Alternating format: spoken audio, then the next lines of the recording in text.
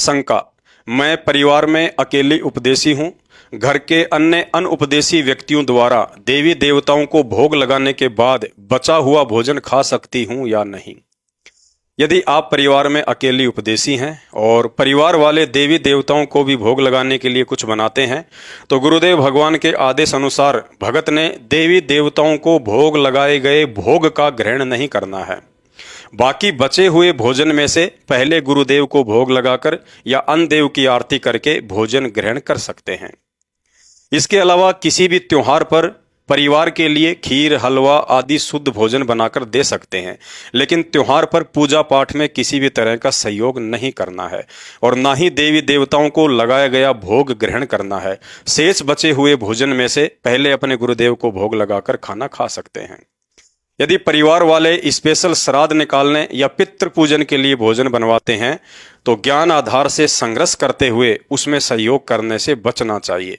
उपदेशी को थोड़े बहुत विरोध का सामना अवश्य करना पड़ सकता है, लेकिन गुरुदेव के सत्संगों को आधार बनाएंगे तो संघर्ष भी आसान हो जाएगा कि जिस परमात्मा की प्राप्ति के लिए मंसूर ने संघर्ष करते हुए शरीर का अंग अंग कटवा दिया था, मीराबाई को घर त्याग कर वृंदावन में रहना पड़ा था, सम्मन ने अपने पुत्र सेऊ का शीश काटना पड़ गया था, नरसिंह भगत ने करोड़ों की संपत्ति भंडारे में लगाकर एक झोपड़ी में रहना स्वीकार किया, इब्राहिम सुल्तान ने राज्य त्याग कर जंगल में रहना स्वीकार किया, संघर्ष करते हुए सदना भगत ने अपने दोनों हाथ तक कटवाए।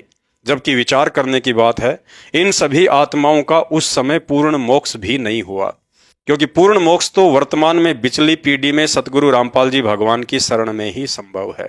अतः आप और हम आत्माओं को वर्तमान में बिचली पीढ़ी में जन्म देकर गुरुदेव भगवान ने जो अकल्पनीय रहम किया है, यदि समझ में आ जाए तो भक्ति मर्यादाओं के लिए संघर्ष करते हुए यदि सूली पर भी चढ़ना पड़ जाए तो भी बहुत सस्ता सौदा है।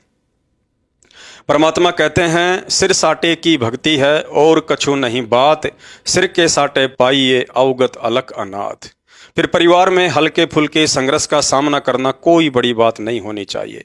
परमात्मा कहते हैं, पतिव्रता सुनी नहीं रखवाले हैं राम। अर्थात संघर्ष के साथ साथ भगत को यह भी दृढ़ विश्वास होना चाहिए कि मैं किसी आधे अधूरे शक्तिहीन देव महादेव का नहीं, बल्कि उस समर्थ शक्ति कबीर साहेब सतगुरु रामपाल जी भगवान का बच्चा हूं, जिसके शरीर के आधे बाल के बराबर भी यह पूरी सृष्टि नहीं है। गरीब जाके अर्ध रूम पर सकल पसारा, ऐसा पूर्ण ब्रह्म हमारा। एक सत्संग में पूज्य गुरुदेव भगवान ने बताया कि दो दुकानदारों का आपस में झगड़ा हो गया। एक बोला मैं तेरे सिर में बाट मारूंगा, तो दूसरा बोला मैं कौन सा चुपचाप ही बैठा रहूंगा। अर्थात इस कहानी के माध्यम से गुरुदेव ने हमें विश्वास दिलाया कि यदि मेरा उपदेशी भगत समय आने पर घर परिवार या कहीं भी भक्ति मर्यादाओं को निभाने के लिए संघर्ष करेगा, तो उसका गुरु कौन सा चुपचाप ही बैठा रहेगा, बल्कि पल पल साईं की तरह अपने भगत के संघर्ष के साथ रहेगा। गुरुदेव कहते हैं, कल्पे कारण कौन है तू कर सेवा निष्काम, मन इच्छा फल देऊंगा जब पड़ेगा मेरे से काम। गुरुदेव कहते हैं, जय मेरा भगत पछोड़ी होई तो हमरा नाम न लेवे कोई। अर्थात गुरु को परमात्मा मानकर मर्यादाओं के साथ पतिव्रता पद की भक्ति करते करते भी यदि मेरा भगत असफल हो गया तो संसार में मेरा नाम कौन लेगा, मेरी भक्ति कौन करेगा। इसलिए जो बच्चा गऊ की नजर में यूं साईं को संत, भक्तों के पीछे फिरे वो भगत वत्सल भगवंत।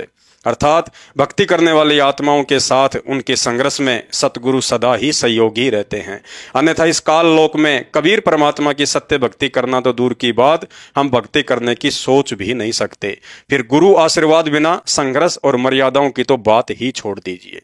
भाई और बहनों, गुरुदेव भगवान की लीला का हर एक क्षण भगत के लिए शिक्षात्मक होता है।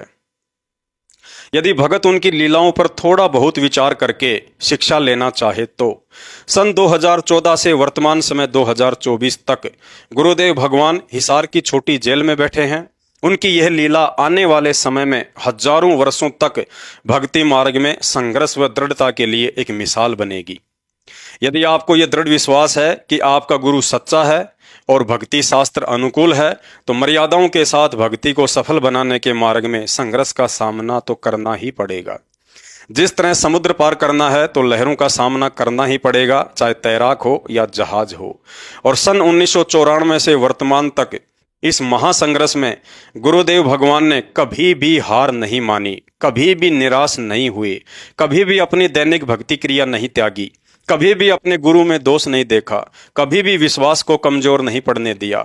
हमेशा यही कहते हैं, राम नाम रटते रहो जब तक घट में प्राण, कभू तो दीन दयाल कह भिनक पड़ेगी कान। अर्थात आज नहीं तो कल परमात्मा अवश्य अपने भगत की पुकार को सुनेगा।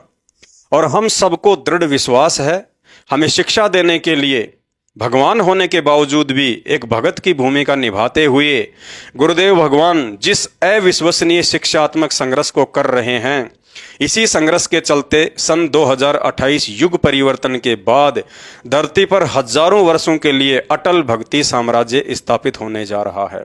अतः ज्ञान को आधार बनाकर और अपने समर्थ सतगुरु पर अटल विश्वास रखकर हम भक्तों ने हल्के फुल्के पारिवारिक या अन्य संघर्ष में हिम्मत हारने के बजाय बारंबार गुरुदेव भगवान से प्रार्थना करते हुए धैर्य के साथ ये सोचकर भक्ति पर बने रहना है कि अब यह संघर्ष ज्यादा दिन का शेष नहीं है। बहुत जल्द दुनिया की परिस्थितियां बिगड़ने वाली हैं, हर तरफ उथल पुथल मचने वाली है। युद्ध, महायुद्ध, बीमारी, बाढ़, भूकंप, अकाल आदि से दुनिया में त्राहिमाम मचने वाला है। ऐसे समय में दुनिया के शीर्ष नेताओं के सामने पूर्ण ब्रह्म परमात्मा सतगुरु रामपाल जी भगवान के आगे घुटने टेकने के अलावा दूसरा कोई ऑप्शन नहीं होगा। उसके बाद देखना, धरती पर असल में कोई सुखी और सतगुरु के प्यार का अधिकारी होगा तो वही भगत होगा जो आज इस परीक्षा के दौर में हर प्रकार से संघर्ष को सहन करता हुआ मर्यादाओं में रहकर गुरुदेव भगवान को प्रसन्न रखेगा।